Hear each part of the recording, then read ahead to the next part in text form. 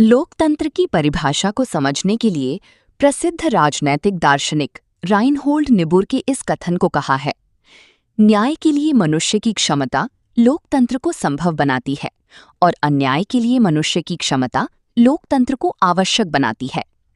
ये कथन दर्शाता है कि लोकतंत्र समाज के लिए अनिवार्य नेसेसरी है। शब्द की उत्पत्ति। डेमोक्रेसी शब्द की जड़ें प्राचीन ग्रीस एथेंस में हैं। ये ग्रीक शब्द डेमोक्राटिया से बना है, जो दो शब्दों के मेल से उत्पन्न हुआ है, डेमोस जिसका अर्थ है लोग, क्रेटोस जिसका अर्थ है शक्ति या शासन। निष्कर्ष, इस प्रकार लोकतंत्र का शाब्दिक अर्थ है लोगों द्वारा शासन। डेमोक्रेसी की सबसे सिंपल डेफिनेशन है, democracy is a form of government in which the rulers are elected by the people।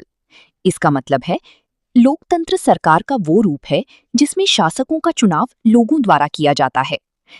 United states of America की भूतपूर्व राष्ट्रपति इब्राहम लिंकन ने डेमोक्रेसी के बारे में कहा है, government of the people, by the people, for the people का हिंदी में अर्थ जनता का, जनता द्वारा और जनता के लिए शासन होता है। ये वाक्यांश लोकतंत्र की सबसे सटीक परिभाषा है। जनता शब्द से हम क्या समझते हैं? यूनानियों ने महिलाओं, दासों या विदेशियों को मतदान का अधिकार नहीं दिया था। स्विट्जरलैंड ने 1971 में संघीय स्तर पर महिलाओं को वोट देने का अधिकार दिया। वहां जनमत संग्रह और लोकप्रिय पहलों के माध्यम से प्रत्यक्ष लोकतंत्र यानी डायरेक्ट डेमोक्रेसी का अभ्यास किया जाता है। भारत जैसे विशाल और घनी आबादी वाले देश में राष्ट्रीय स्तर पर प्रत्यक्ष लोकतंत्र अपनाना व्यावहारिक नहीं है। इसलिए भारत प्रतिनिधि लोकतंत्र यानी रिप्रेजेंटेटिव डेमोक्रेसी का पालन करता है। संसदीय लोकतंत्रों में निर्णय आमतौर पर निर्वाचित प्रतिनिधियों के बहुमत द्वारा लिए जाते हैं, जबकि अल्पसंख्यक अधिकारों की सुरक्षा भी सुनिश्चित की जाती है। प्रत्येक सरकार चुनाव लड़ने वाले लोगों पर कुछ प्रतिबंध लगाती है।